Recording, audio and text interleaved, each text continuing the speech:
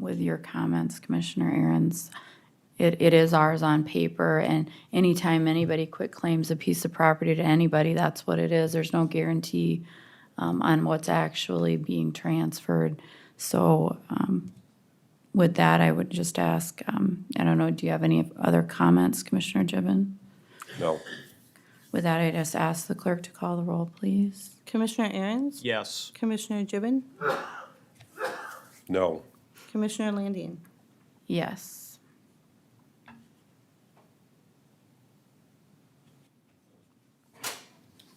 All right. We'll move on to item 2 on our agenda. We received one bid for this farmland. It was from Lincoln County Ag LLC for $8,300. And that was just for cash rent, correct? Yes. All right. What was the amount again, please, Madam Auditor? $8,300. I'd consider a motion to award the bid. We're looking at, I'm doing the math here. So approximately Okay. how much per acre again?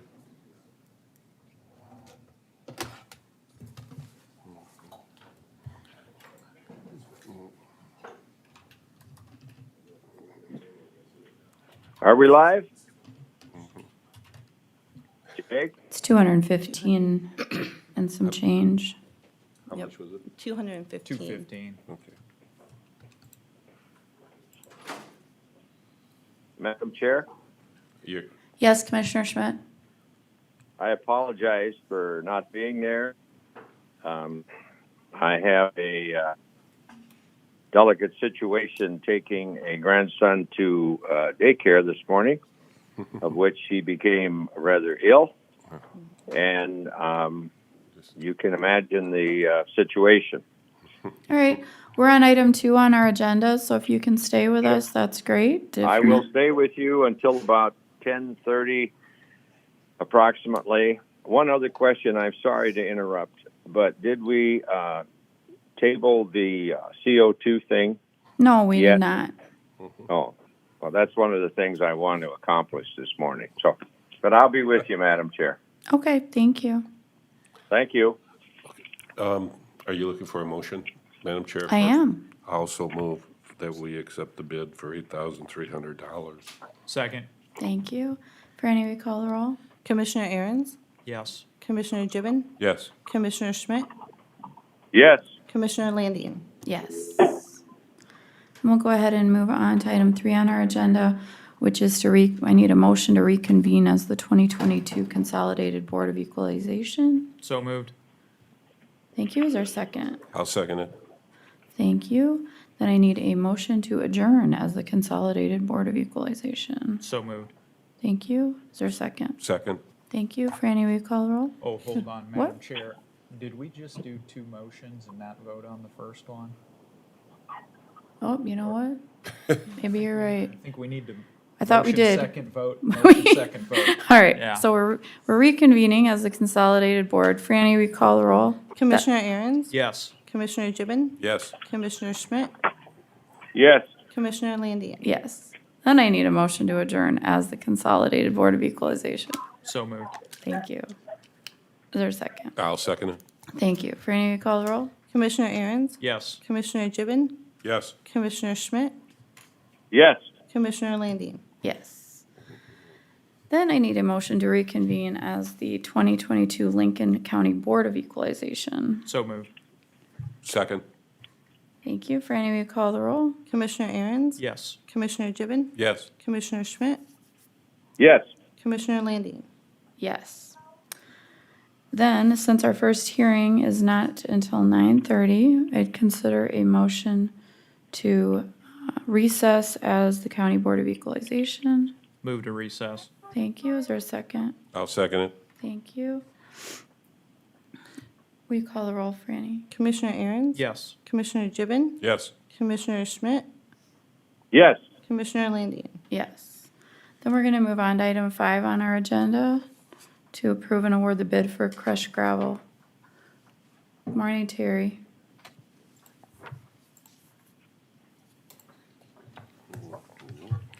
Good morning. I have before you today to approve and award the bid for crushed gravel. Last Thursday, we had bid opening. We had two bidders. I'll read them. Number one is Retinago Construction with a bid of $4.32 per ton. And the second bidder was H&H Aggregates for $4.93 a ton. So my recommendation is to award to Retinago Construction. Again, with this, we're looking to crush probably about 25 to 30,000 ton, so. Thank you. You've heard the request. So Is there a moved motion? on that bid, Madam Chair. Second. Was that a motion, Commissioner Schmidt? Yes. Okay. Motion to approve his And purchase of crushed gravel. And I've got a second from Commissioner Aaron's. Franny, will you call the roll? Commissioner Aaron's, Yes. Commissioner Gibbon, Yes. Commissioner Schmidt, Yes. Commissioner Landine. Yes.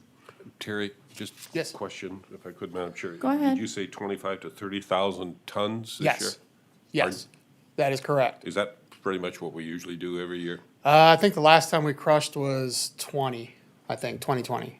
All right. So, Thank and I you. think we had 25,000 then too, so. All right, next item, Terry. The next item I have is to declare a speed limit reduction on County Road 105, which is 466th Avenue. So what I'm looking for is, we're looking to reduce the speed from going north of Lenox. It's approximately 2,000 feet north of 278th Street, which is the Casey's corner there.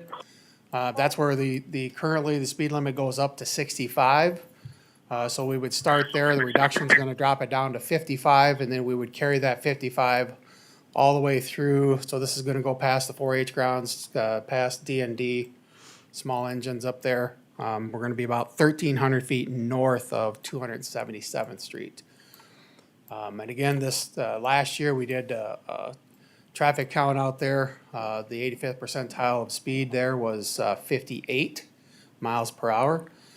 So I'm feeling pretty comfortable we can drop this down. Again, part of this is, that was done at the request of the 4-H grounds over there with concerns of the highly, the speeding traffic over there. So we're also going to, as a part of this, but I don't need your approval on that, but I just want to let you know that we'll be installing some frequently turning traffic signs up there as well. And then during heavy events, whether it's 4-H days or if they have other events out at the 4-H grounds, we'll go up and we'll throw up some flashing yellow lights on those frequently turning traffic signs to make people more aware, so. So I guess the resolution is gonna be it resolved to reduce the speed limit from 65 miles an hour to 55 miles per hour on the segment of County Road 105, 466th Avenue, beginning about 2,000 feet north of 278th Street and continuing north to about 1,300 feet north of 277th Street.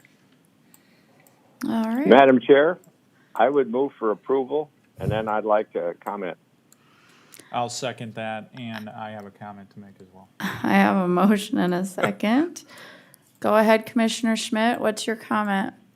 Well, this is very necessary because there has been numerous accidents that have been up there, and the traffic is very speedy. And you also have a business, D&D Repair, is up there, and having used that, and the 4-H grounds having a lot of activity out there, this is really a fundamental thing to have traffic slow down. Thank you. Because Commissioner it's definitely Aaron's? a safety factor. Yeah, just from an anecdotal perspective, Madam Chair, I've had clients who had a client who was in a car accident at the corner of 276th and County Road 105. It's a tough stretch of road. It's a tough intersection there. I think I haven't heard any feedback from the public negatively speaking against this. Usually people do speak out.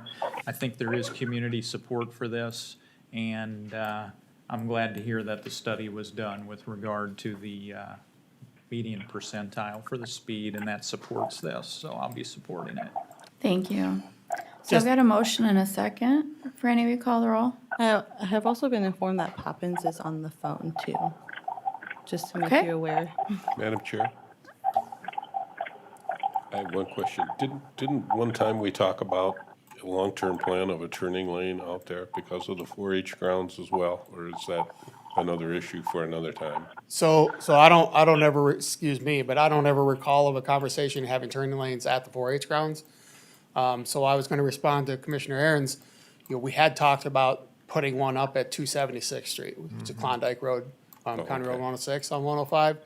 So just as an FYI, I will be budgeting in this year's budget for next year to do a traffic study up there to determine, if we need, or it's not gonna be if, but, the length of turn lanes at that intersection. So, Okay. It's a Thank you. tough intersection. Yeah. It's a difficult intersection, given the three-way nature of it, and yeah, it needs some attention. All right, I've got a motion and a second. Franny, we call the roll? Commissioner Aaron's, Yes. Commissioner Poppins, Yes. Commissioner Gibbon, Yes. Commissioner Schmidt, Yes. Commissioner Landine. Yes. Thank you, Terry. all right, thank you. We're on item 7 on our agenda.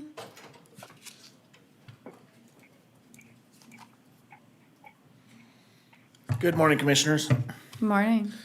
So as I wrote in my request to be on the minutes today, this was a pre-budgeted discussion we had to purchase another zero-turn mower. And as you see in front of you, this is the quotes that I received.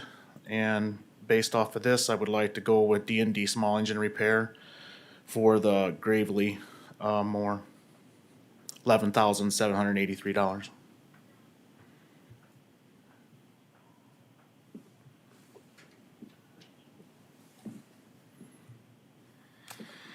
Is there a motion? Also move, Madam Chair. Thank you. Is I'll there- second. Thank you. I have a motion and a second. Any further discussion? If not, we call the roll, Franny? Commissioner Aaron's, Yes. Commissioner Poppins, Yes. Commissioner Gibbon, Yes. Commissioner Schmidt, Yes. Commissioner Landine. Yes. Thank you. Thank you. Good morning, Julia.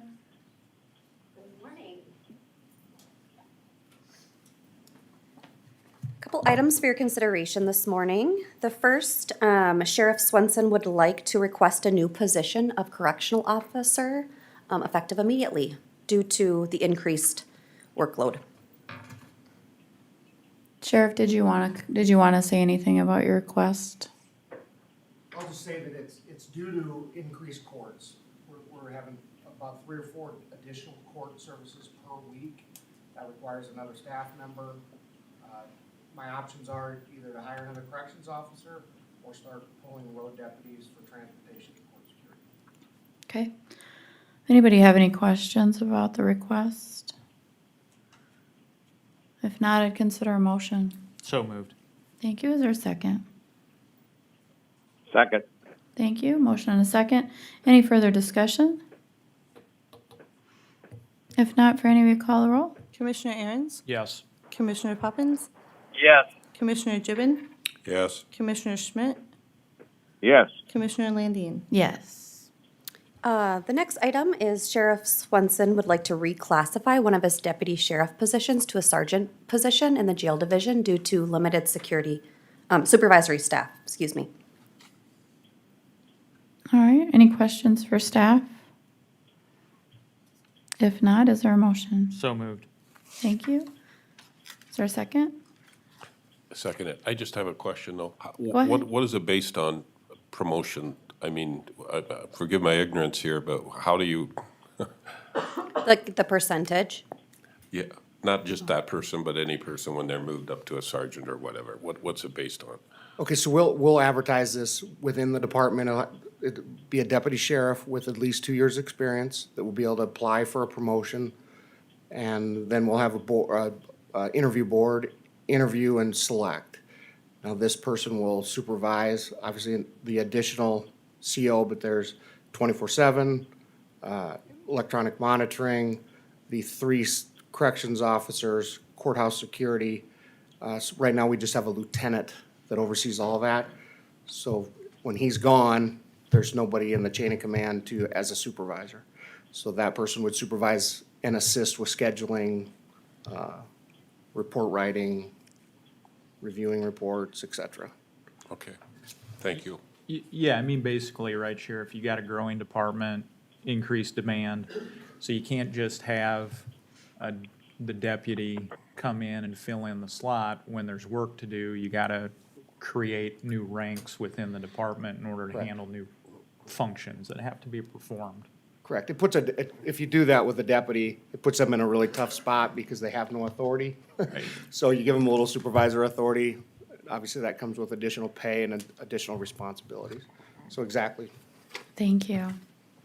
Franny, you want to call the roll, please? Commissioner Aaron's? Yes. Commissioner Poppins? Yes. Commissioner Gibbon? Yes, Commissioner Schmidt? Yes. Commissioner Landine? Yes. Next item? Next item, Sheriff Swenson would like to increase the hiring bonus for certified officers to $7,500. Currently, it's at $5,000, and he would like to increase it to $7,500. And it would be similar to what we're doing right now. It would be over a 3-year period, and that's outlined here in the minutes. Can you just kind of tell us about what struggles you're having with staffing? Okay, so we opened up a deputy position here a month ago, and I believe we had 30 to 35 applicants. Long story short, we couldn't find one. So, and we limited our scope of advertising. We've hired a gentleman from California, somebody from South Carolina, but we did a nationwide advertisement, which cost $10,000 to do. So we're trying to hire one deputy. I tried to be conservative and get someone more local and save us the $10,000. Well, it didn't work. The $5,000 bonus for the certified officers has been working. We tied that into, and I don't know that, I think it's $3,000 up front, $1,000 a year for 2 years. So we get a 3-year commitment out of them. That's been working. All the people we've hired under that are still here, so it's been working. However, departments are offering $10,000, $25,000, so that the competition has gotten a lot tougher. So, long story short, we couldn't hire one deputy. So, trying to think outside the box, and we'll touch on the next item is part of the same problem.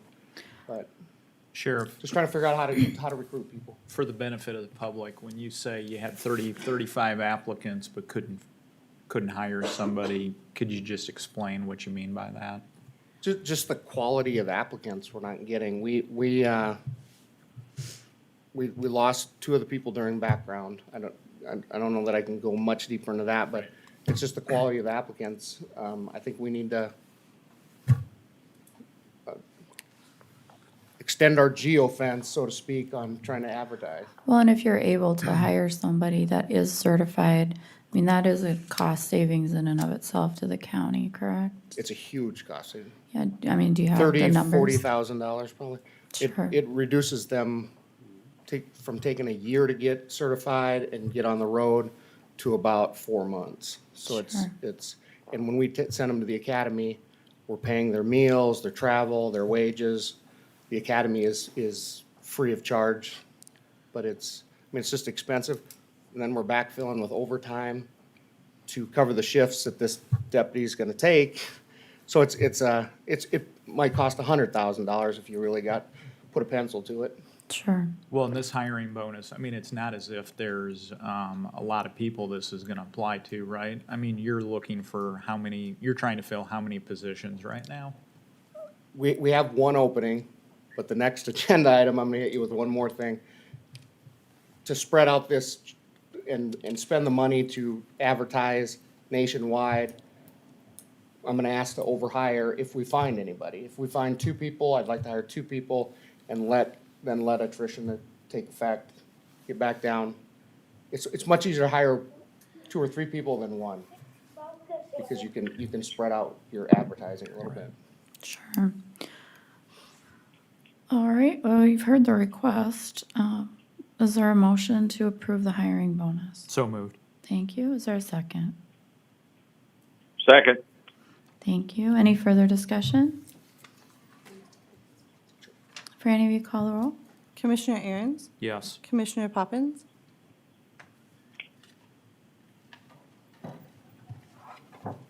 Commissioner Gibbon, No. Commissioner Schmidt, Yes. Commissioner Landy. Yes. Motion carries. Move on to your overhiring, and you've already started to go into that a little bit. So are you, I mean, if you find 5, we don't want you to hire 5. Right, and it wouldn't be extreme. I'm thinking overhiring 1 or 2.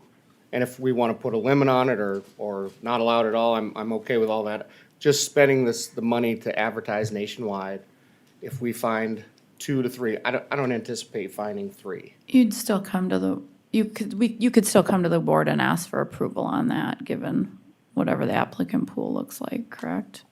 Or do you want permission ahead of time to do it?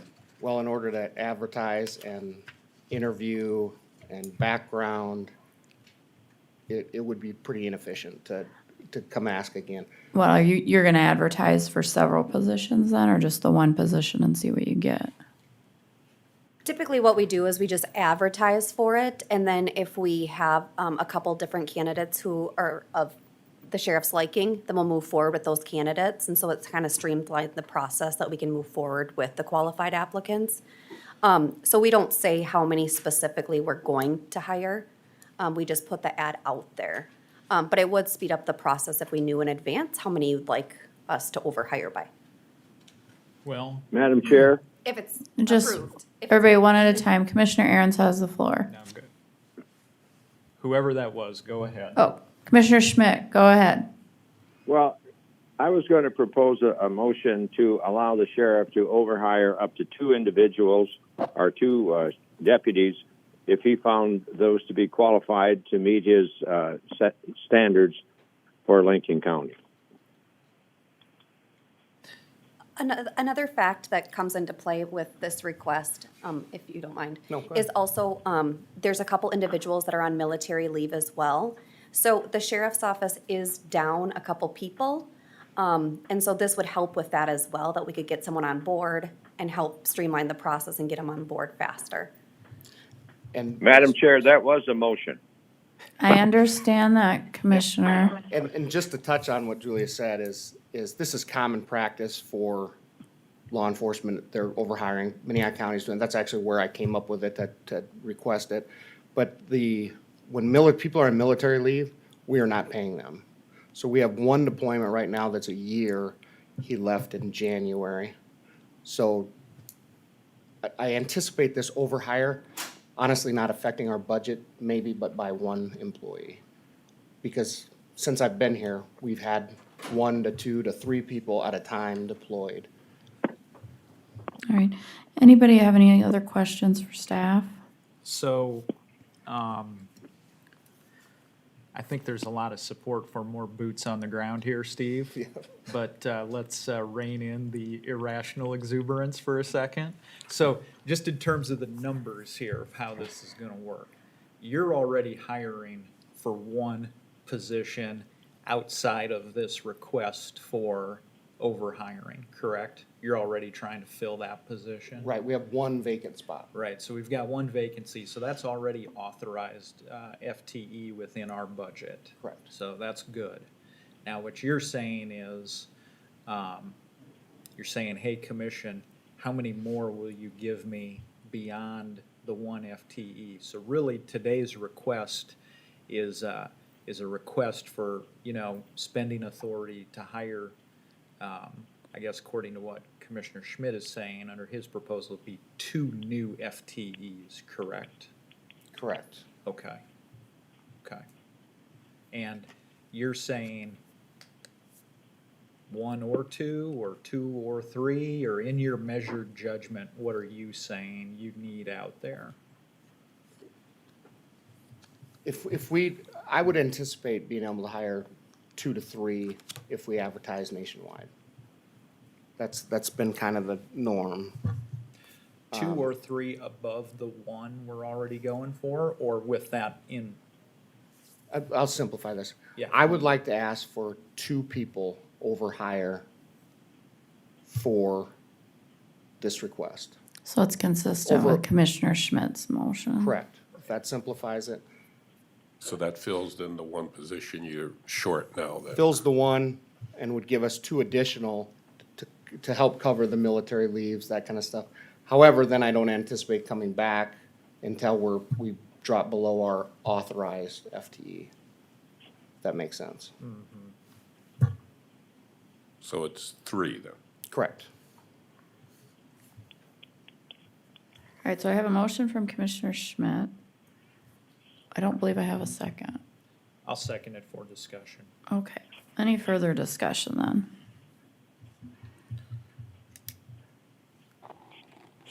So his motion is just for 2, correct? Over hires? Correct. It's to create 2 new deputy positions. All right, if there's no further discussion, Brandy, we Madam call? Chair, just for clarification, we are 1 short, so we're going to advertise nationwide to fill that position. Plus, he's been given the idea that he could overhire an additional person if he found one. That was my understanding. Well, it was your So mo- he'd be hiring 2 people, 1 to fill a position and 1 extra if he was able to locate or have that individual meet the qualifications. It's broken again. Okay, so your original motion was to allow an overhire for up to 2 people.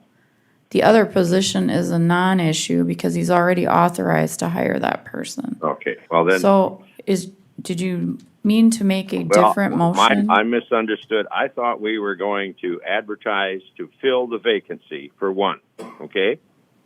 And that we would have the ability, if he found another individual. On the belief we were creating 2 new FTE positions for deputies. So I guess we're at odds here. You want Well, to I will- amend your motion? Well, here, we've got the motion as it was made and there's some confusion. So you want to amend your motion, Commissioner Schmidt? Yes, to follow what our sheriff has recommended to hire 2 additional, or create 2 additional positions for deputies, if I'm understanding that correctly. Can you restate that, please? He's already authorized to hire 1. That's I a understand. non-issue.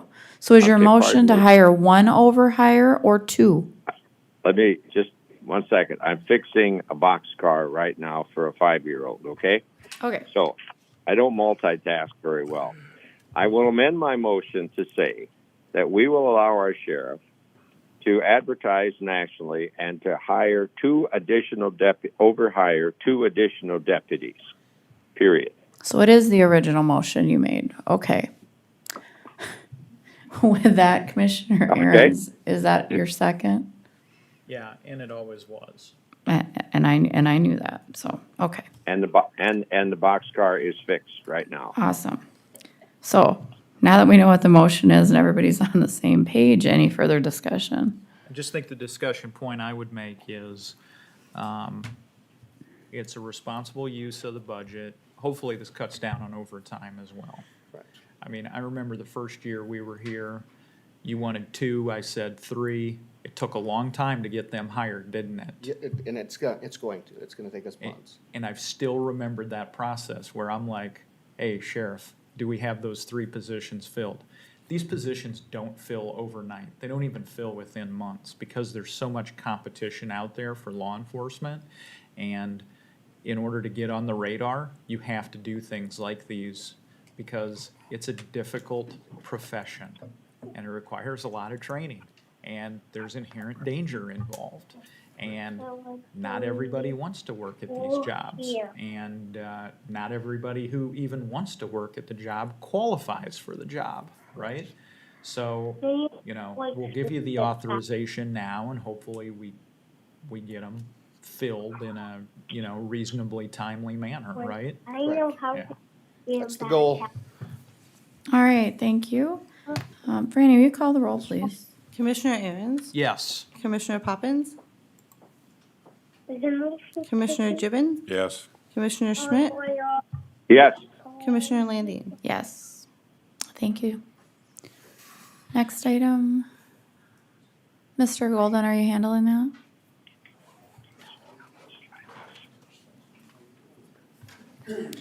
Last year, we went ahead and entered into a lease agreement with the Minnehaha County Courthouse for 1 year. It comes up June 30th. It was to rent a courtroom in Minnehaha County. That courtroom has been occupied or used by Judge Peckus. Judge Peckus used to come down here and hold civil court all the time. He has now pretty much remained in Minnehaha County, and those cases that were coming down to the courthouse here are being scheduled up in Minnehaha County. So our lease is up. I was contacted by Ms. Mueller about an additional year. So we would be entering into negotiations to see if it's possible, if we could rent another courtroom for an additional year. The last lease agreement was for a year, one courtroom, and it was $100,000. So since they had reached out and reminded me that that comes up June 30th, I told her that I would bring it before the commission for a discussion. Do you want action on anything today or just authority to negotiate with them? Just authority to negotiate if that's what the commission wishes. I mean, it removed a lot of cases from our courthouse when the civil docket went to Minnehaha County. I don't think with our growth and everything else, we could absorb it back into the courthouse at this time due to just the volume. Bill, couple questions here. For the benefit of the public, I think primarily. So, and maybe it was a misnomer or a misstatement just now, but you said for another courtroom. So is this for, I was gonna say, I don't think this is above and beyond the one courtroom that we did a year ago. Our year is up, and now you're asking for permission to authorize negotiations again, Yes. to re-secure the one courtroom that we already rent from Minnehaha County. And just so I'm very clear, that one courtroom floats around to being whatever courtroom they have open for us and that Judge Peckus is using, that's the courtroom. So we don't actually have a physical space. We have Judge Peckus's calendar being accommodated the same way they would accommodate any civil cases that were actually scheduled in Minnehaha County. So whichever courtroom he's occupying at the moment is the one Lincoln County is renting. It's like a hotel room. Yes. You're not always gonna get room 121. You may get room 123, depending upon what day of the week it is.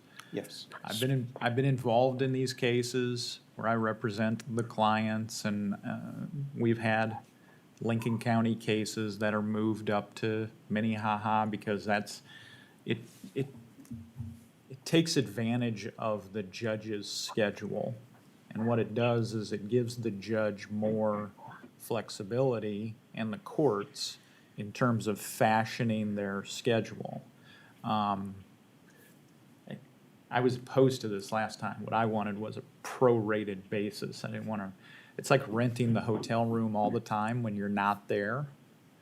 I mean, I'll support entering into negotiations, but, you know, I think we ought to negotiate on a prorated basis as opposed to just renting the space all the time.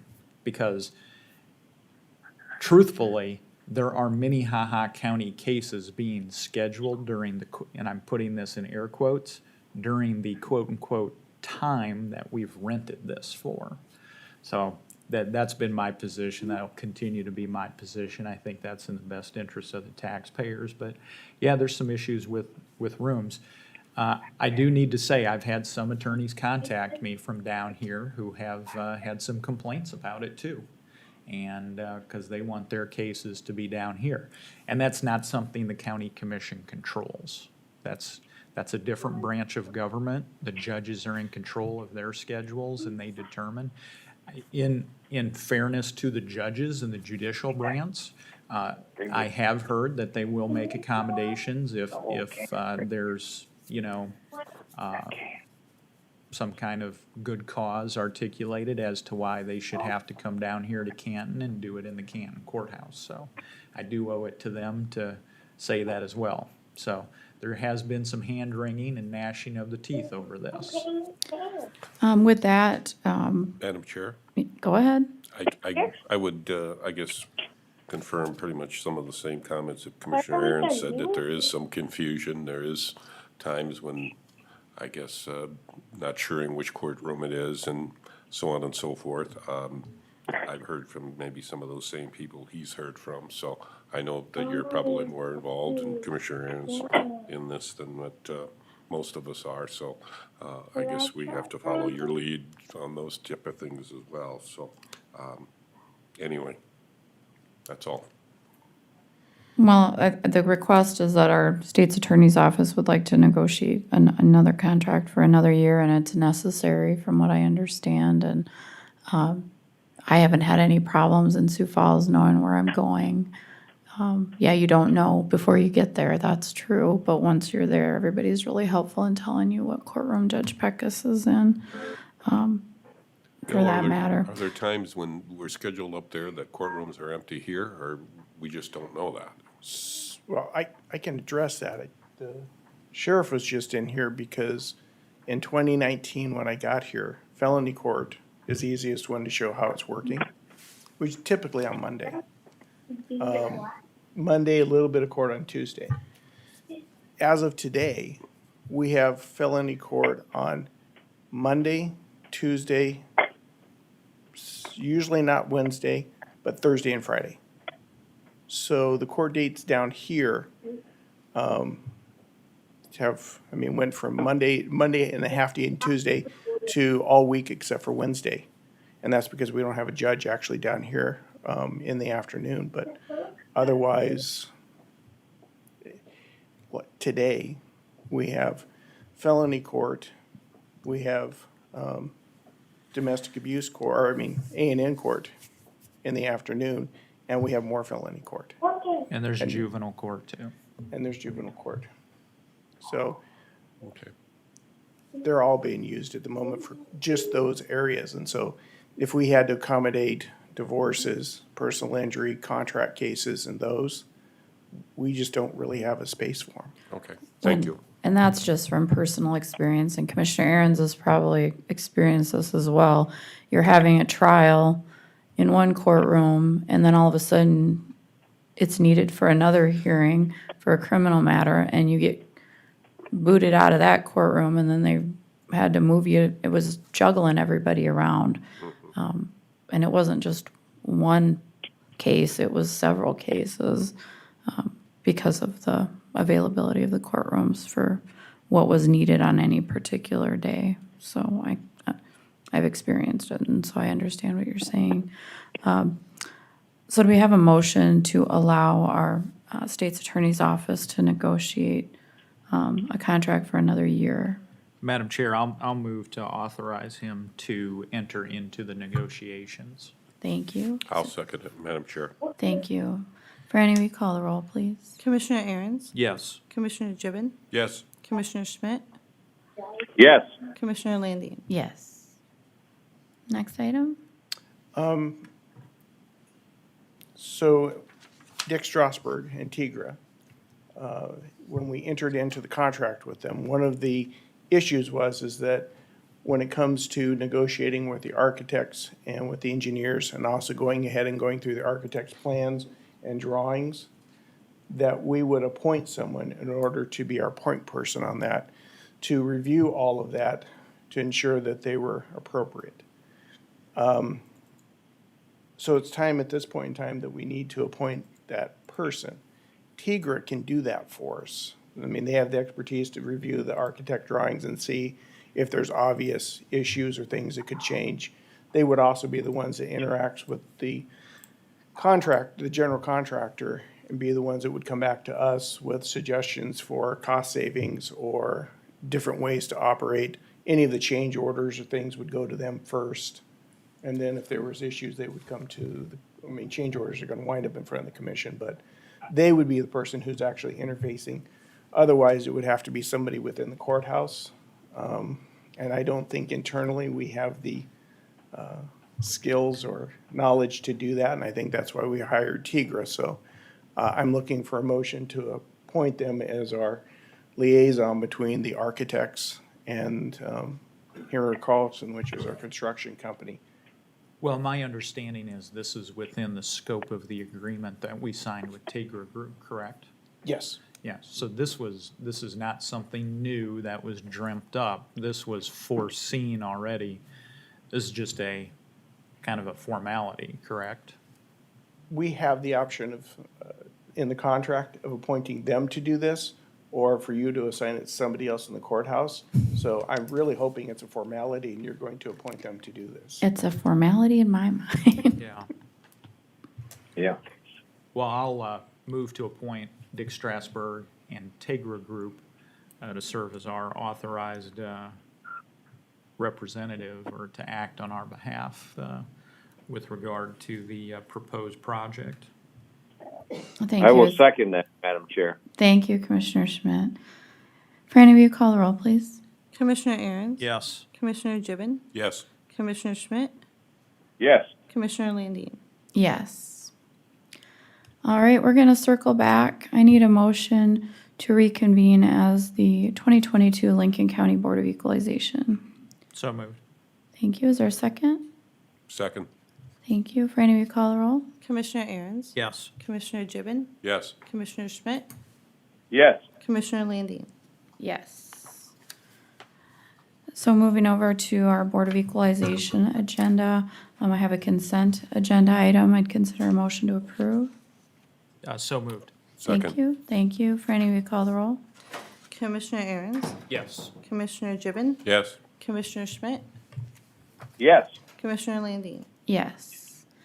And then we'll move on to item 1 on our County Board of Equalization agenda. Morning, Carla. Good morning. We're handling these parcels separately, Yes. okay?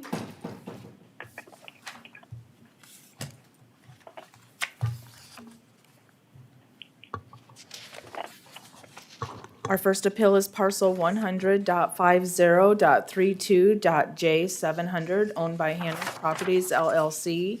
It's located at 47120 273rd Street in Harrisburg. It is a property approximately 6.75 acres.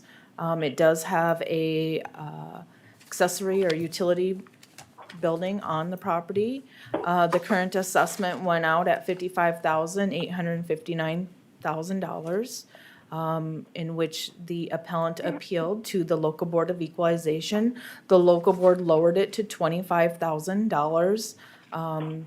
The assessor's office appealed back the local board decision, bringing it back to the assessment of $55,859.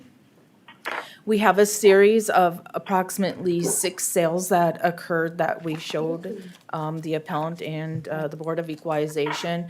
3 that are most relevant because they had water, either ponding or floodway within the property on the sales. We felt the most comparable to the subject property was comparable 3 of the first set of sales.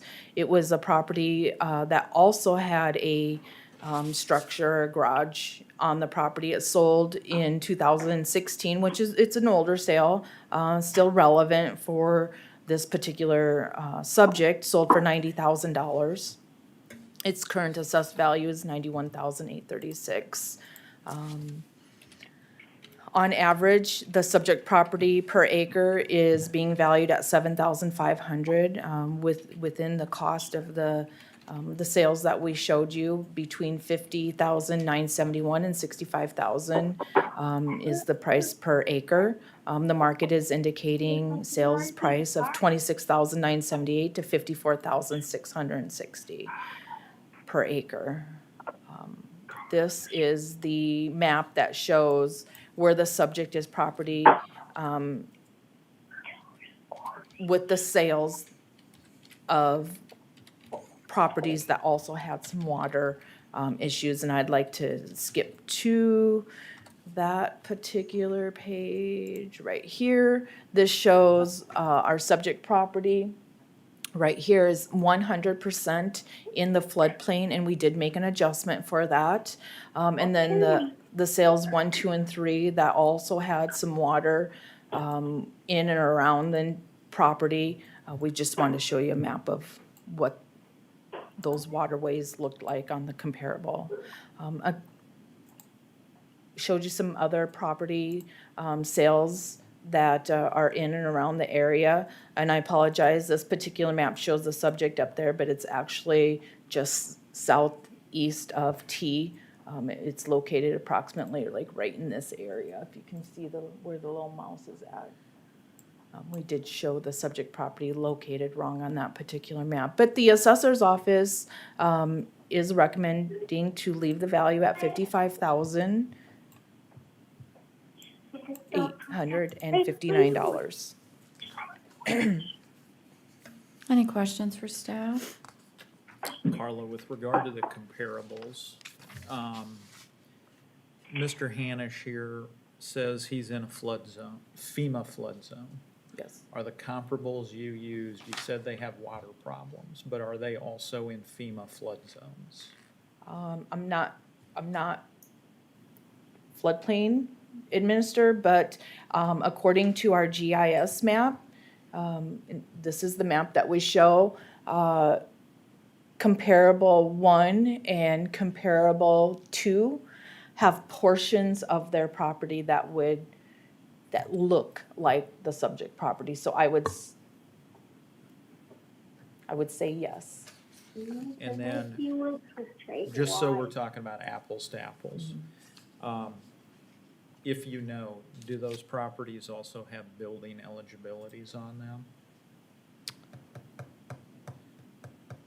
That I do not know. He claims here in his, objection that there is no building eligibility on his property, and it cannot be rezoned for any type of improvement because of its elevation and flooding.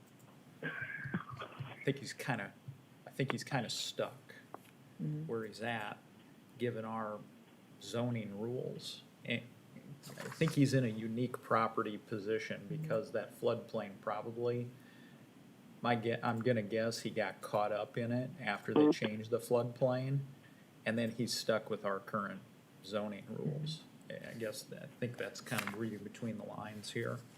But with regard to the comparables, you just don't know if those have building eligibilities on them or not. Yeah, and I'm not sure on these other comparables. Thank you.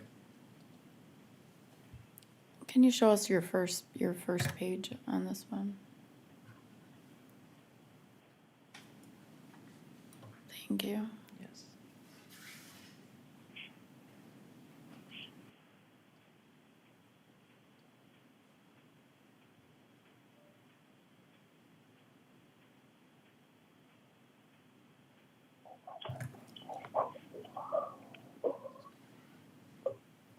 Is the appellant present? Yes. Yes, he is. Do you want to come up, sir?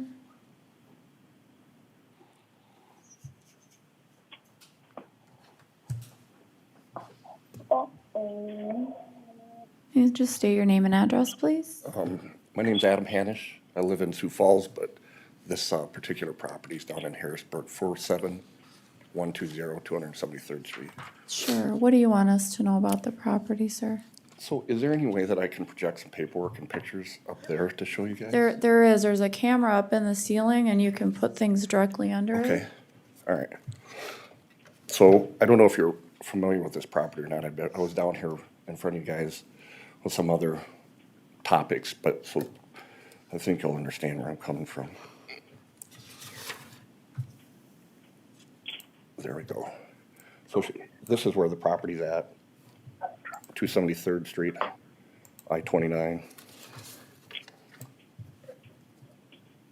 Here's a survey of, and I highlighted the shape of it. It's kind of an odd duck because I collected this property in 3 purchases.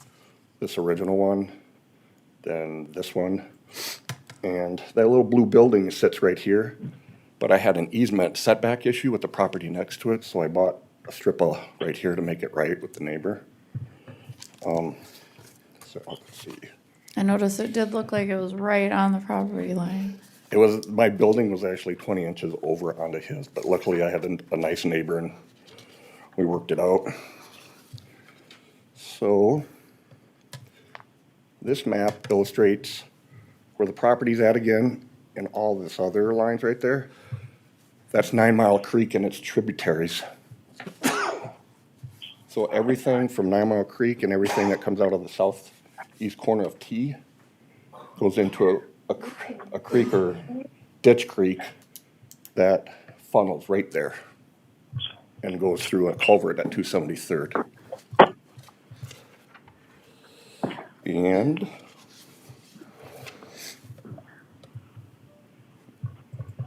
so there's 3 parcels that I have, but if you combine them together and they're under one address, they come out to a little over 10 acres. And actually, I found out yesterday that I can get a survey and have it replotted and then have it just plotted under one to keep it simple. But this particular map shows from planning and zoning with Kelly Nielsen Construction, who owns the property adjacent to me, of different projects that he has going on that got approved to go ahead with. And this is more significant because the drainage from how this is changing is there's a ditch that was approved right there. That's gonna drain straight there. So everything coming from the north, that field right there, drains right there. There's actual, and here's 9 Mile Creek. It goes like that. Here's another map that shows more of the development that was approved. I just spoke about these 2. Here's my property. Let's see, the creeks run in here. The ditches run in here that got approved to pipe in right there. And there's a big pond right here that was dug out for a retention pond. And that drains right there. So everything from this area in recent years is impacting my property, and I understand what it is. It is what it is. And it goes through a culvert right there.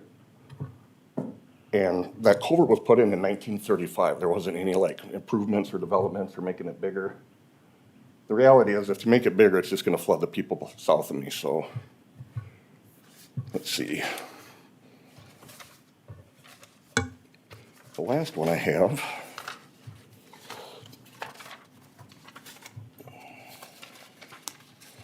And bear with, there it is. So this is an old sketched map that that Luella DeYoung gave me. She used to own all of this property at one time, and then she sold it off in different parts. So we have the 9 Mile Creek. We have that ditch coming through again, draining onto the property. We have that big pond right here, and it is big. I have a big pond, but this is much bigger. Drains into the property. The reason this one is significant is because this right here shows established tile that's in that 80 acres up there. And then that tile goes right there, drains into that part. So that kind of highlights all that. Here's some other. Here's the property. And here's the property when it, before any development or building permits or zoning was changed or anything like that. Just a closer view. It shows right here where that culvert bottlenecks everything. Then later on, this is that large retention pond that was put in for this development over here. So both these ponds are always full. Even on the dry seasons, it's full. This area is always wet. So all of this development over here goes into here and then drains So I think I pretty much established that I have water coming in. This is a closer view of the culvert I was talking about. Everybody kind of floods sometimes, even like Marathon, the water will back up at least once a year. Right here on this road closes because there's water running over the road. Because even if it's dry, if we get like an event where there's like 6 inches of rain all at once, and then you have all of that coming from different areas, and it's not the natural watershed, it just impacts it more. Because there's no way for it to release faster than what that culvert can handle. Does any of the board have questions for Mr. Hanish? Alright. That's just a shot of how, Mr. Hanish, I have a Yes, sir. question for you. The floodplain that we see up there. Yes, sir. Were you, the timing of when you bought the property versus when the current floodplain existed, did you buy the property knowing that you were in the floodplain? Or is the new floodplain a result of them redrawing it and applying it to you after the purchase? after the purchase. Okay, And all of this is kind of ongoing. right, right. Yes. So originally, when I purchased it, the whole property wasn't floodplain. There was, around the creek was, because the creek's gonna swell.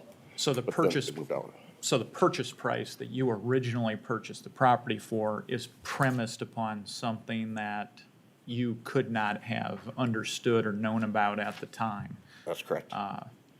because there's been subsequent development, subsequent changes in topography, and the Yes. FEMA floodplain issue.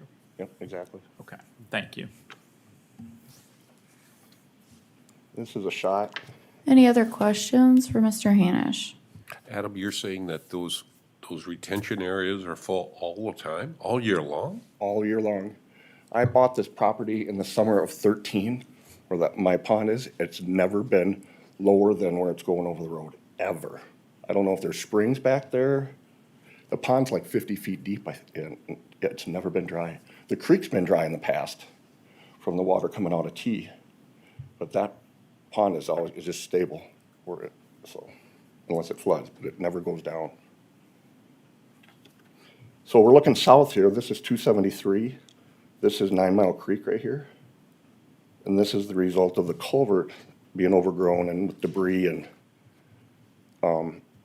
I fight this all the time because I try to keep this clear so it drains more effectively. So I'll contact the highway maintenance supervisor to see if they can come down and help out. And since 2013 to present, I've never been able to get any assistance to help with that. So the result is, I go rent a little mini backhoe and clear it out myself. Because in the long run, spending $400 or $500 is gonna save me water issues, or hopefully. So this is in the spring. The second one will be in the fall. It grows that fast. It just fills in with silt and needs to be maintained, but it never is. Is there any other questions for Mr. Hanish? No. If not, consider a motion. Madam Chair, I would move to value the land at $6,750 and value the building at $4,816, bringing it back down to the 2021 assessment value of $11,566. All right, is there a second? I'll second. Any further discussion?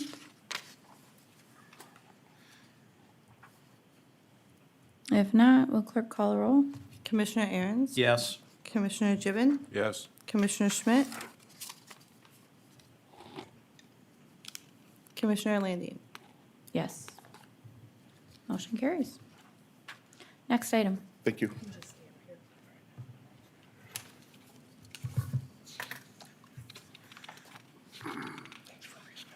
Absolutely. Just kind of getting this early.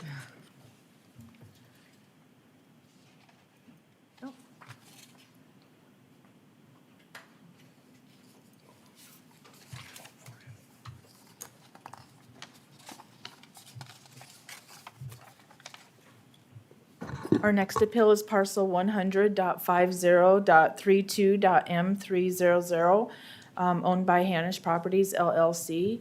It's a property described as Tract 3 of the Young Addition in Southwest Quarter, Section 32, Township 100, Range 50.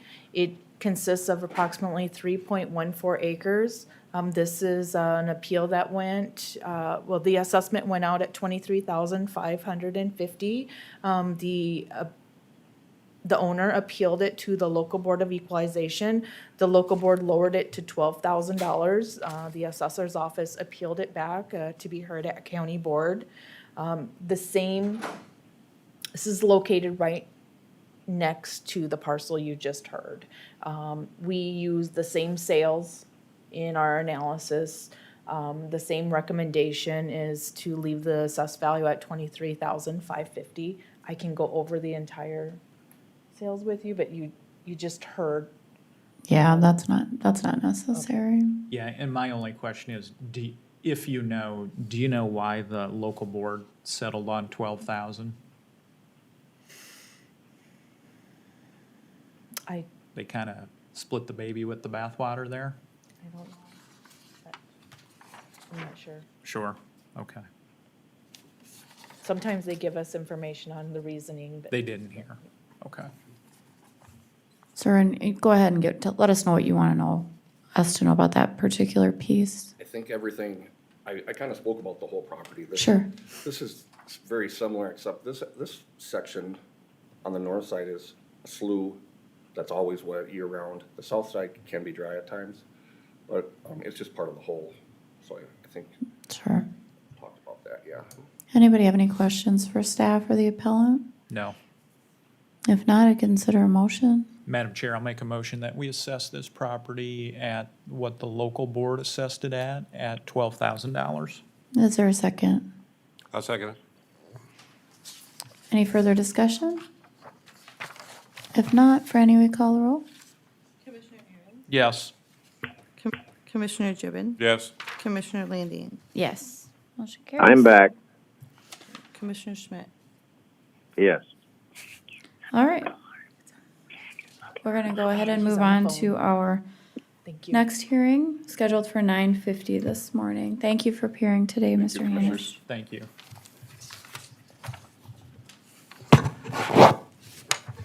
Is the appellant present here in the audience or on the phone? No, Neither one? neither one. Okay, go ahead, Carla.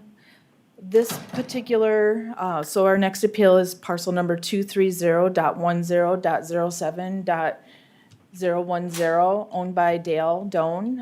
It's a property located at 208 East 3rd Street in Worthing.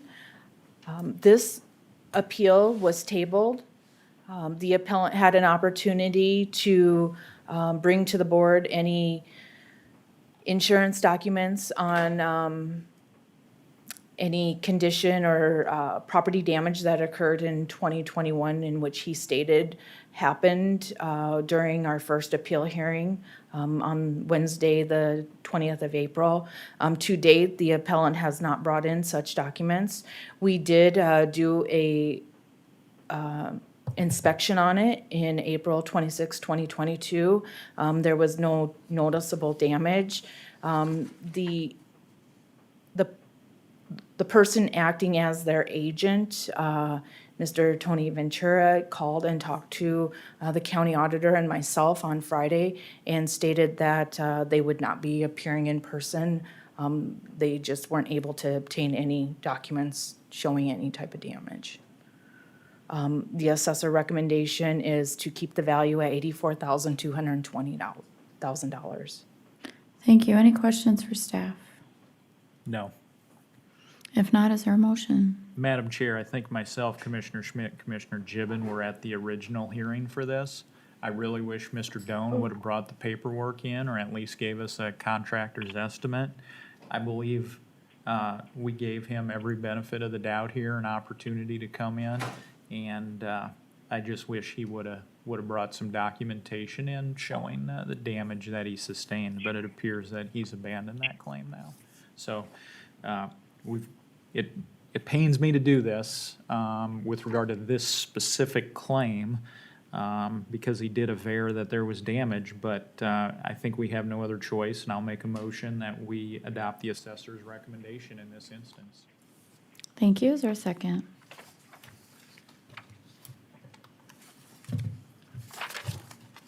I'll second it. I hate to, but I will. All right, I have a motion and a second. Any further discussion? If not, Franny, we call the roll, please? Commissioner Aaron's, Yes. Commissioner Gibbon, Yes. Commissioner Schmidt, A reluctant yes. Commissioner Landine. Yes. Motion carries. Now I would ask for a motion to adjourn as County Board of Equalization. So moved. Is there a second? I'll second. Thank you. Franny, will you call the roll, please? Commissioner Aaron's, Yes. Commissioner Gibbon, Yes. Commissioner Schmidt, Yes. Commissioner Landine. Yes. We'll move back to our Board of Commissioners agenda. So just for the public, can I get a motion to reconvene as the Board of Commissioners? So moved. And a second, please? I'll second. Thank you. Franny, will you call the roll? Commissioner Aaron's. Yes. Commissioner Gibbon, Yes. Commissioner Schmidt,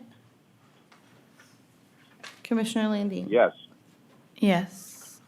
And then we are on item 14 of our agenda. Madam Chair, if I may, I will be leaving the meeting. As I've indicated to you, I have to leave for a funeral. So I wish the commission well. Thank you. Thank you, Commissioner. We're on item 14 on our agenda, board action for an offer on the T land on 272nd Street. Morning. Good morning. There has been 2 offers by the same individual. The newest one has come in, I believe had it been provided to the board. If it's, Before we have, Yeah. are we allowed, so before we engage in this conversation, are we allowed to publicly disclose that amount, or should we keep it confidential because maybe it won't be accepted today? I think it should be kept confidential. Do you want an executive session? We can, if On there's this? some conversation about the new bid that's been submitted. I was going to ask for action that it didn't meet the currently posted price that we have, and that it was being rejected. But if the commission wants to discuss it, and that was for the previous one. This is a new one that's come in. If you wish to discuss the new one, we can take a quick executive session so you can have that opportunity to discuss it. Does the board want that opportunity? The only issue I had is, because I couldn't get a hold of Marcus Malin, was I just had a quick question for him. And without restating it in public, maybe you could answer my question. Did you have a conversation with him, Bill, The about the auditor, newest offer? the auditor did. Okay. And so, Do you want to, let's have an executive session. I'll move that we have executive session for the purposes of reviewing contractual matters under SDCL 1-25-2 sub 3. And can you add 4 to that, please? And I'll add sub 4 to that. Thank you. Is there a second? I'll second it. Thank you. Franny, will you call the roll? Commissioner Aaron's. Yes. Commissioner Gibbon, Yes. Commissioner Landine. Yes.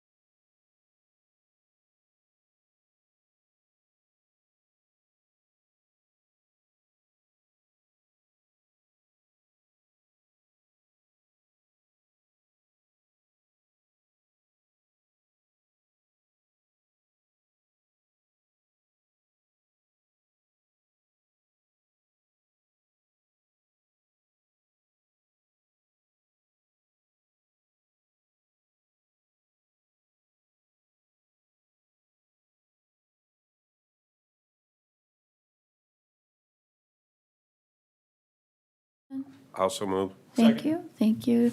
Franny, will you call the roll?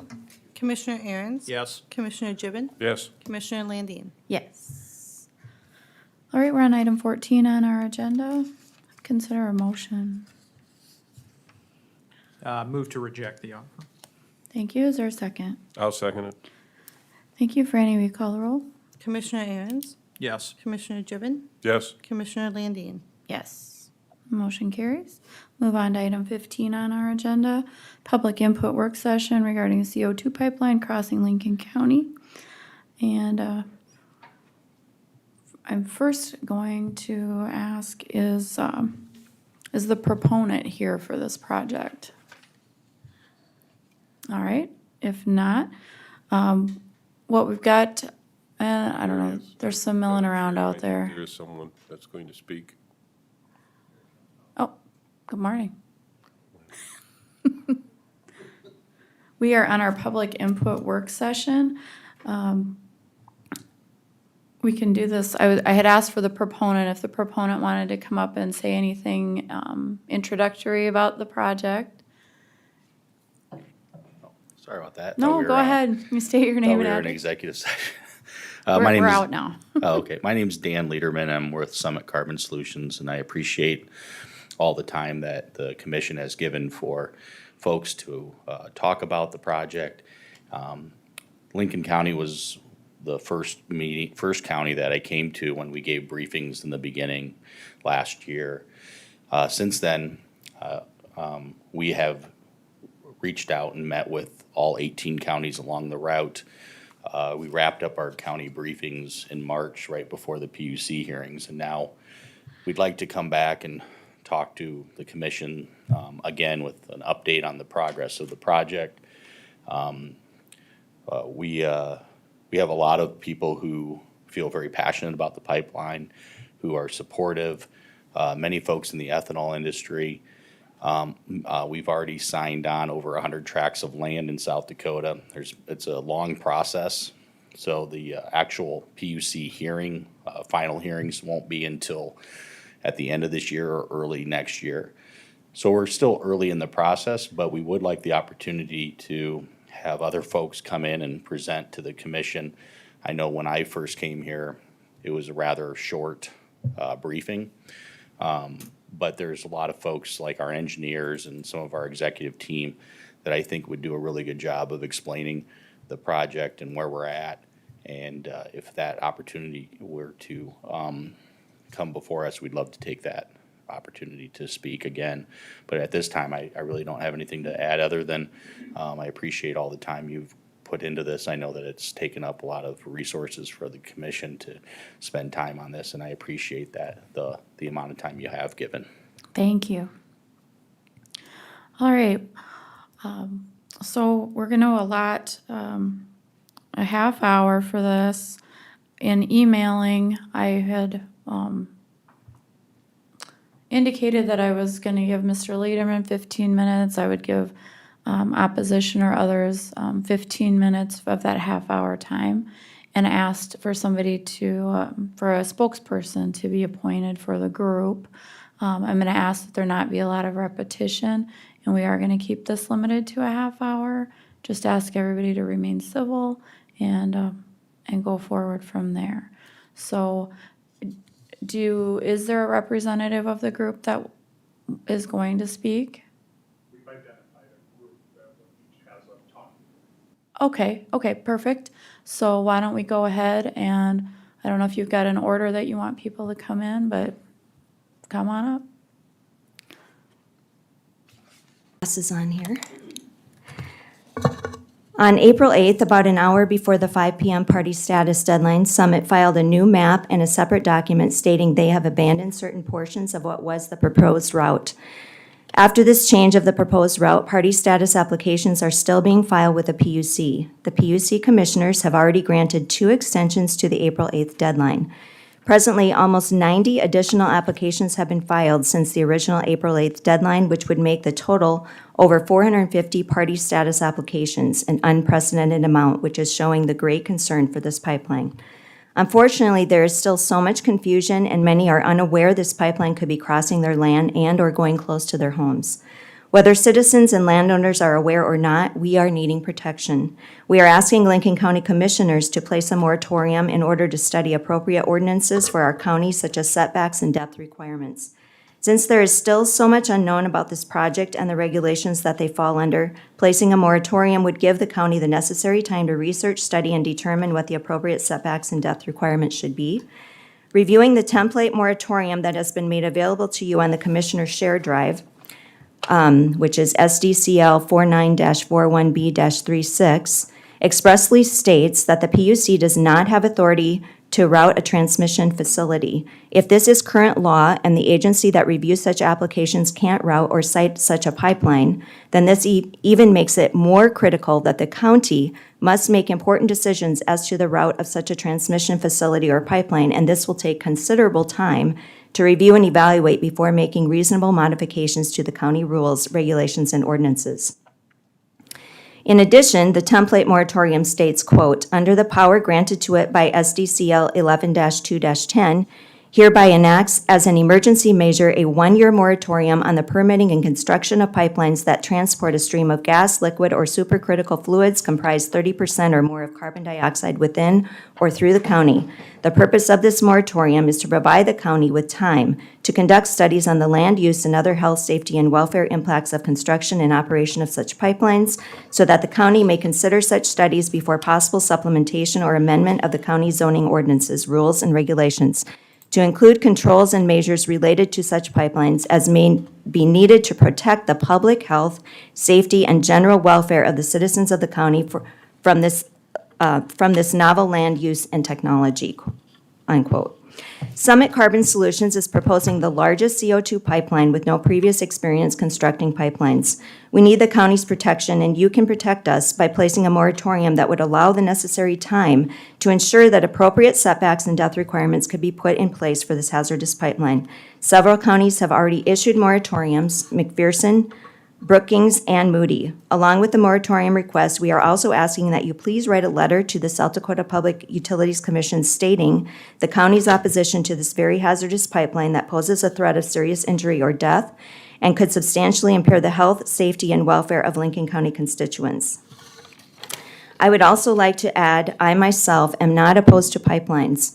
Many times it makes sense. We have worked with Dakota Access and presently are working with Northern Natural Gas, myself, and this is needed by most people. I am also not in opposition to ethanol. Many farmers in the area would agree ethanol has afforded competition in the market. This is not a landowner versus ethanol argument. Landowners are not against ethanol or the expansion of those markets. Summit is using this as a false narrative to promote this project and divert attention away from what they know as an unpopular and unnecessary project funded by our tax dollars. Thank you for your time and your consideration. Thank you.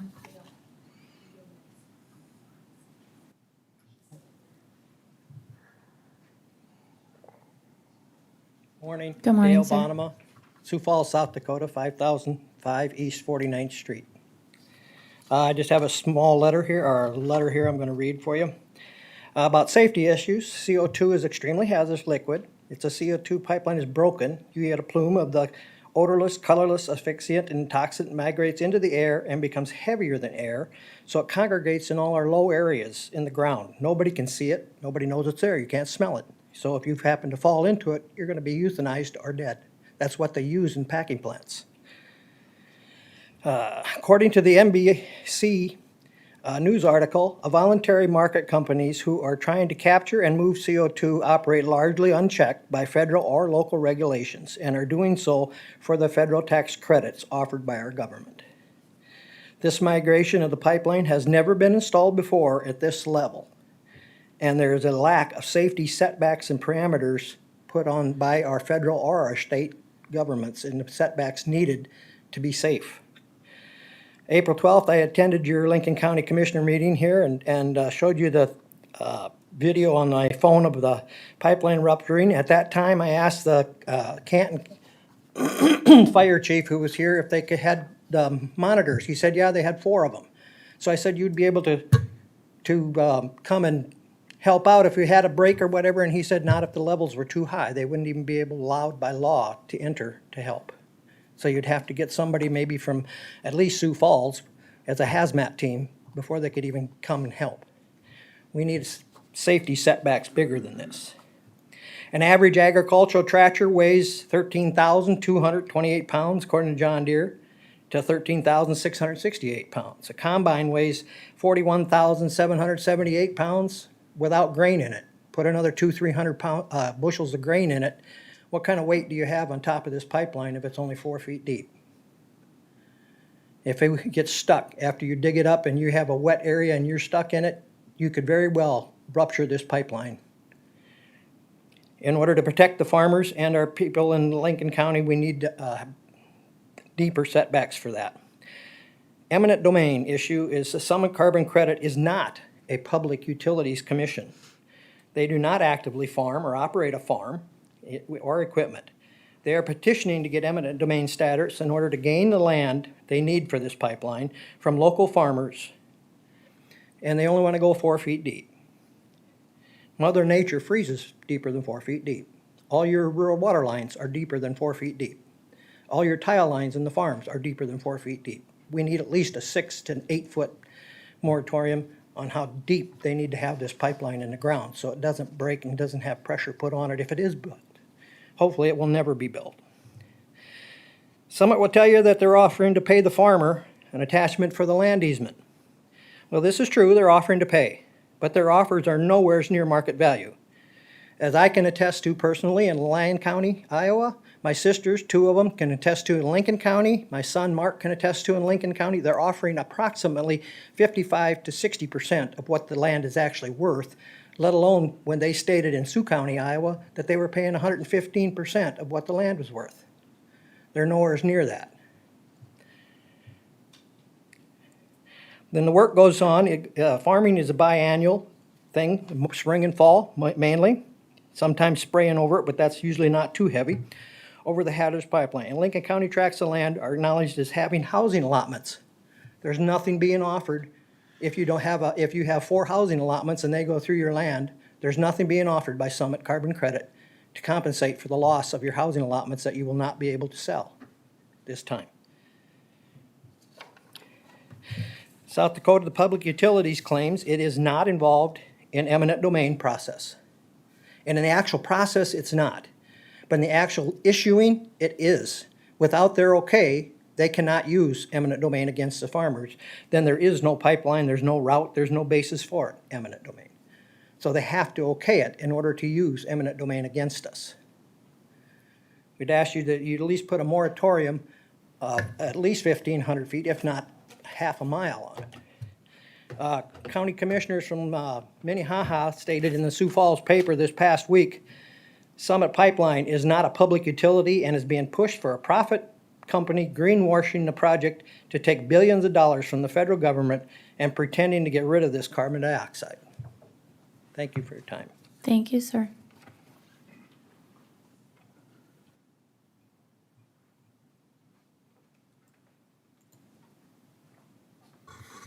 Morning, Commission. Good Chad morning. Skiles, 820 North Dakota Street here in Canton. I'm going to speak just a couple minutes on the safety component. The more I've researched this, the more it scares me. The safety hazards with a pipeline of this type and this size could be disastrous to anyone within the area. As an emergency responder for 37 years, I shudder to think of what could happen if this pipeline ruptured anywhere in Lincoln County, or anywhere for that matter. This is something that needs to seriously be considered for moratorium issues and heavily looked at by the Lincoln County Commission. I'm asking that you take a long, hard look. Do your homework, research this. The more I look into it, the more this scares me. As an emergency responder, I've been asked, well, what would you do if that pipeline burst 4 miles north of Canton?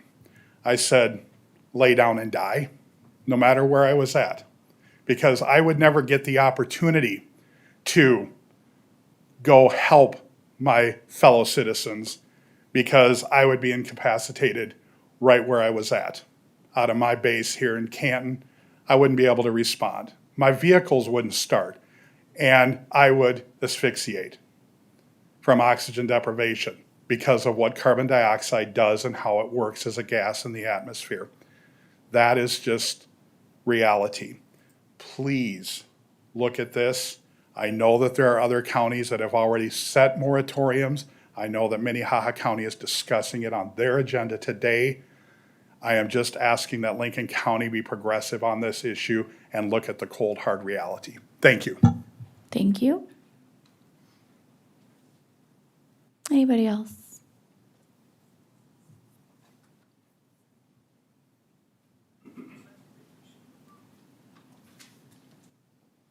I would just make one comment too. We would appreciate very much your moratorium. But if you have not had a chance, I think it was last week or the week before, the Dakota News had a report on about the Mississippi break back in 2001, I believe it was. And because there's no state or federal regulations in place for this pipeline, the facts from that Mississippi break have not yet been disclosed for public. But it basically turned part of that town into people walking around like zombies. They had foam coming out of their mouth and their nose. So if you get a chance, research that Mississippi break. Thank you. Anybody else want to come up and speak?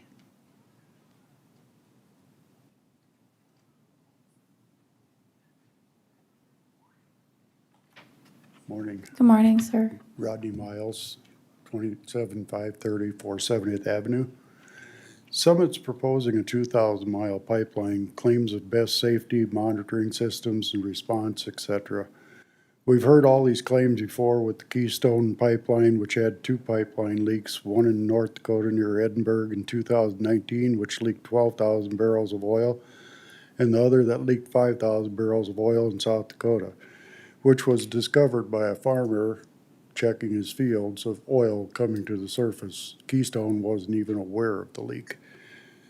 According to the Pipeline Hazardous Materials Safety Administration, or PHMSA, the causes of those leaks were faulty pipeline materials and bad construction in the North Dakota leak, and defects in the original pipe in South Dakota.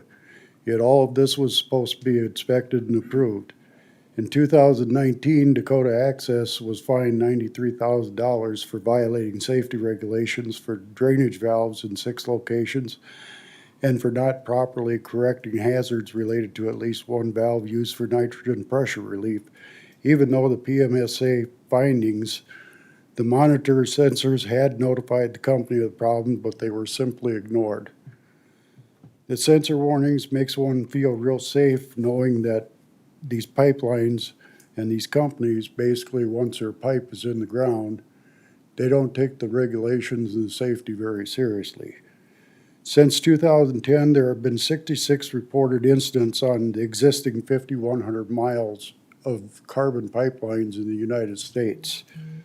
According to the PSMSA, that's 5.5 incidences per year, or 1 incident per 77.2 miles of existing pipeline.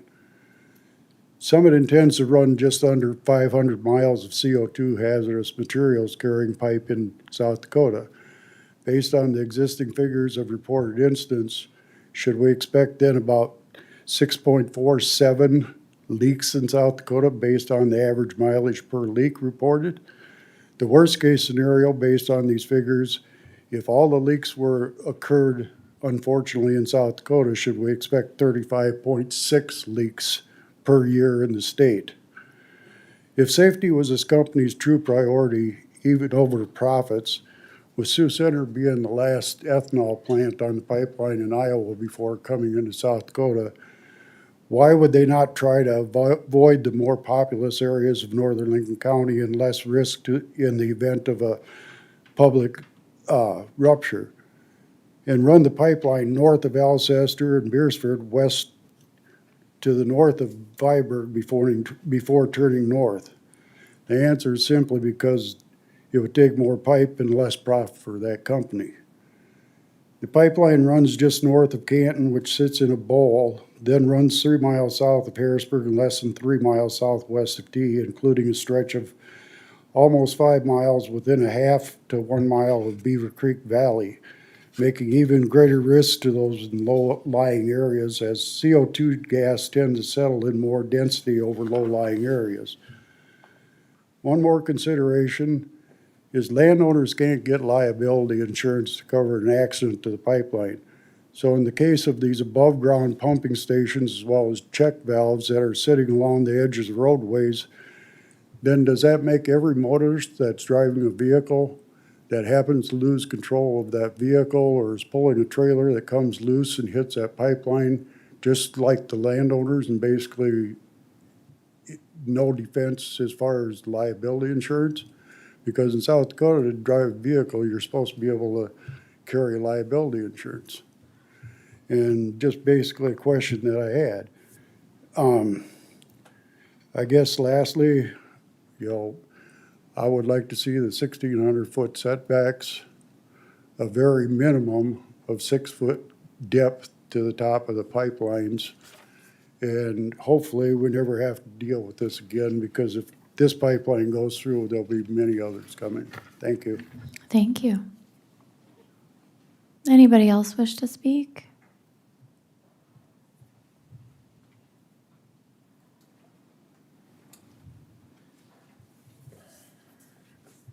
Good morning. Paulson, 1309 West Murphy Drive in Sioux Falls. I don't have any land involved in this, but just being on the Courthouse Advisory Committee and finding out how fast this county's growing, why and where this pipeline is going to go, I don't know exactly, but I know it's close to these towns, and why we would want that going through our county. I don't understand that. Either we want this county to grow or we don't, and I think that's, I don't believe that pipeline would help us one bit. Thank you. Thank you. Anybody else?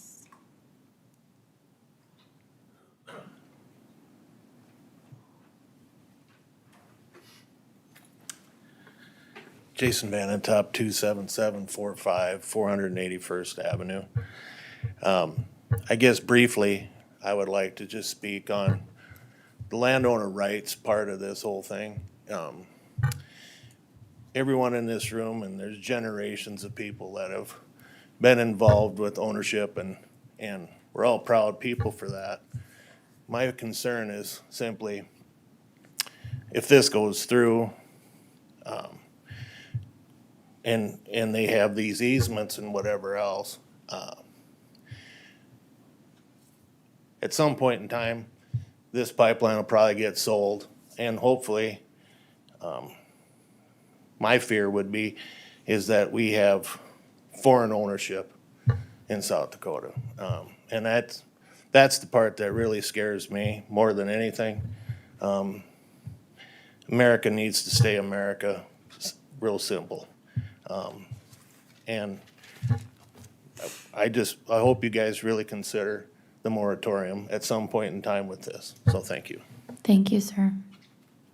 Any others wish to speak? Good morning. Morning. Nick Abbas, 46905 281st Street. Continuing on kind of what he said is in their offers that they're doing to landowners, there is language that the pipeline can be sold or transferred in the future. So even if we look right now that Summit is a good company and they're playing fair and nice, in the future, it could just end up with someone else. And once it's in, we don't really have any control or say in the future. Then the other part with the eminent domain looming with a private company coming in, if they're allowed to come in, they're allowed to take the land, start development, and they're taking away your power and the planning and zoning's power for control of how we develop and what we develop. And as other people have said, it's going right through the heart of the development of our county. And Lincoln County, along the pipeline, is in a unique position because we are the major growth county along the entire route, and it cuts right through the heart of where the county's looking to develop. So along with the safety issues, I think it's just a terrible idea having it cut right through where we're looking to develop. And these pipelines have a major negative impact. We have land that the Dakota Access Pipeline had come within 200 yards of an acreage site. And we used to get calls constantly about the acreage, high dollar offers. And we still continue to get them offers, but there's less calls. Once people find out that, well, there's a big pipeline within a few hundred yards, all of a sudden the land, they're offering you half of what you used to. So anything put along this pipeline has the same effect a distance out, that it starts devaluing development. So, thank you. Thank you. Anyone else?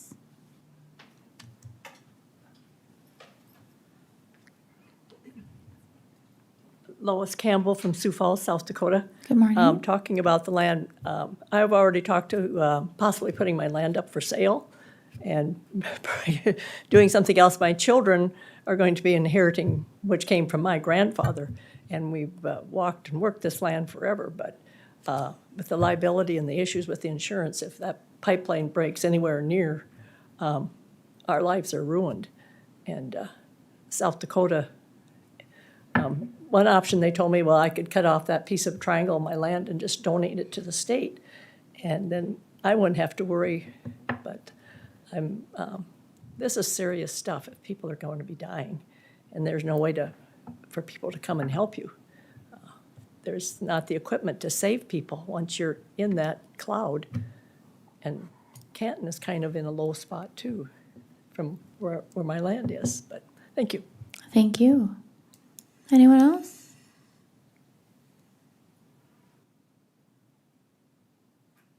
No? Yes, sir. If you'd like to come up, sure, I'll give you that opportunity.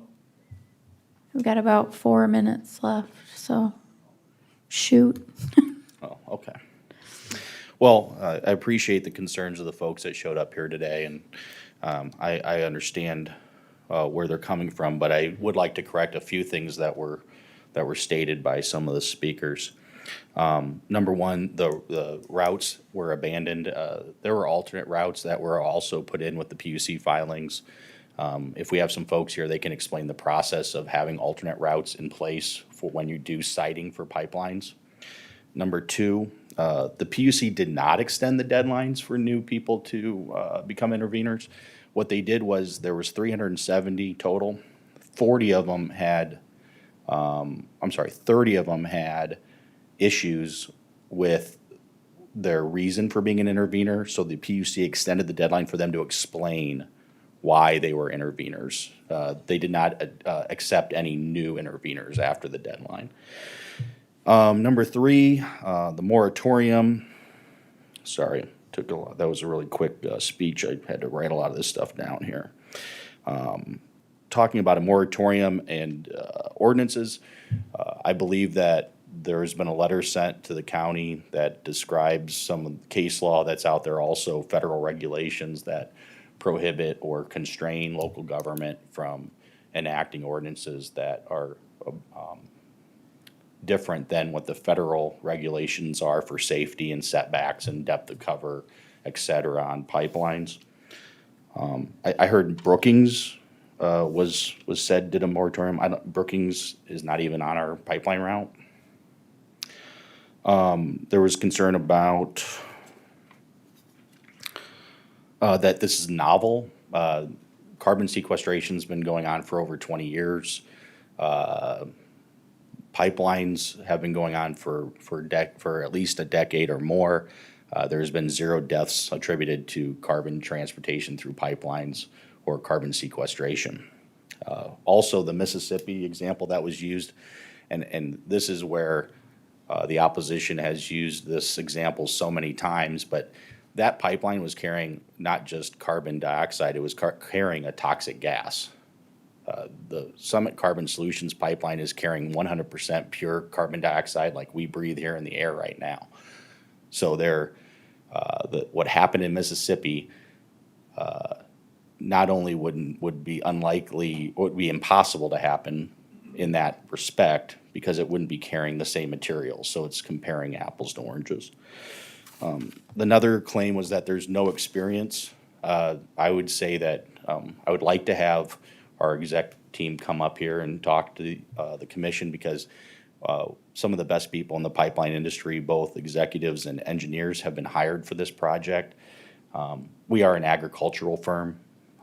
Summit Ag Products, ag producers, they have operations all over the country, in South America for ethanol, livestock, row crops. It's an ag company, but it has hired some of the best people in the fields to be able to manage a safe pipeline.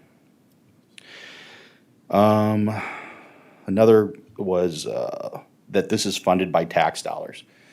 The tax credit was there. It was enacted under the Trump tax cuts, and it has been supported by bipartisan members in a bipartisan way through Congress. But those tax credits don't pay for the pipeline. What pays for the pipeline is the uplift in the amount of money that can be charged for the ethanol from the ethanol companies. So the ethanol producer is able to sell their ethanol for 10, 20 cents more per gallon to a low carbon fuel market like California. I know Ringneck Energy is already getting ready to apply for more sales to California because of the prospect of being able to produce low carbon fuel, more low carbon fuel.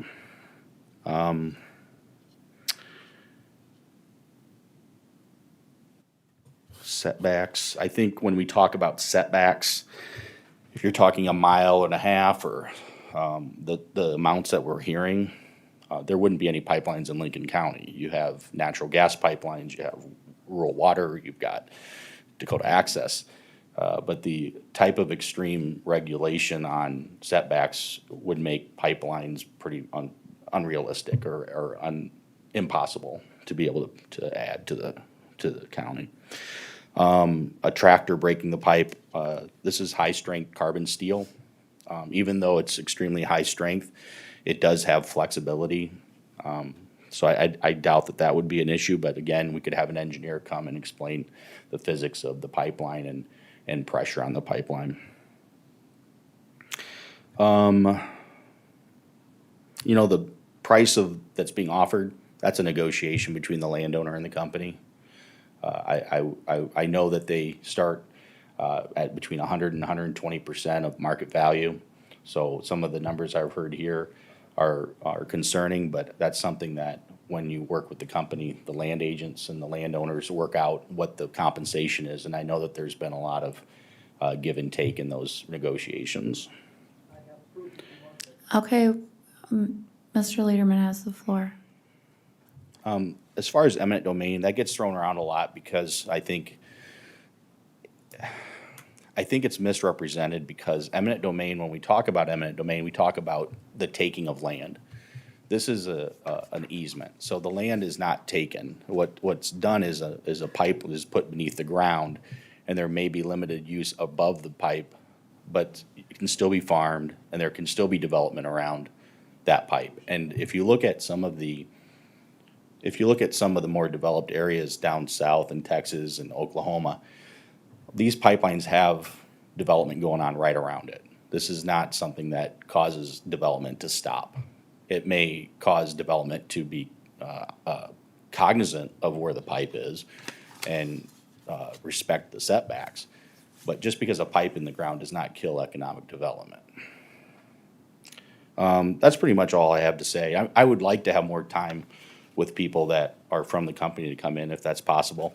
But I appreciate all the time you've given, and I know that our permitting folks have been working with your planning department, and you've been great to work with. Your highway department's been great, and everybody in your county's been great. So we want to keep that relationship, and we hope that this discussion of moratorium doesn't cause any issues between the way that we as a company work with Lincoln County. Thank you very much. Thank you. We will be discussing this, I'm sure, over several meetings, so you're always free to get on the county's agenda and come in and provide us with more information about that. More information is better than less, at least from my standpoint. So thank you. I appreciate everybody coming in today, everybody being civil and presenting the various aspects on this. It's certainly a highly charged issue. So thank you for coming in, everybody. Madam Chair, I just Yeah. want to thank everybody who came in today. This is a good civil discussion. You've educated me on a lot of issues. I think there's a real potential here for these meetings with county commissions to be able to educate the public as well as the commission on what's going on. I want to thank Ms. Campbell for her comments where she said this is serious stuff. And I think when she says this is serious stuff, you know, that has people in the public concerned. And because it is a serious issue, it deserves a measured, serious response and a process that is serious. And what that means is that the public gets to come in and provide us with their input, but I want to invite the executive leadership team from Summit to come here to Lincoln County and to have that discussion as well. Because if this issue is as serious as what I think it is, it means we need to have a full response from all sides to be able to discuss these issues and educate the public. And like Nick Abbott said, we're a high-growth county. We are high growth, and that has serious impact for the future of what happens. Now, I don't know what this county commission's outermost boundaries of its authority are, but we certainly have a ability to offer a forum for important discussions like these, because when 25 people show up in the audience here, that tells me they care, they care about their families, and they care about their communities. And so I want to invite that leadership team, I want those experts, I want those engineers, if they're so willing, to come here and hopefully educate us on their point of view as well. So I hope we can facilitate that. Thank you. And I Thank also you. hear about the routes. What is the route? We've seen alternatives, and people are concerned about setbacks and easements, and so these discussions need to happen. So I will reiterate that as well. All right, thank you, everybody. With that, go ahead and consider a motion to adjourn. So moved. Thank you. Second? Thank you. Franny, will you call the roll? Commissioner Aaron's, Yes. Commissioner Gibbon, Yes. Commissioner Landine. Yes. Thank you.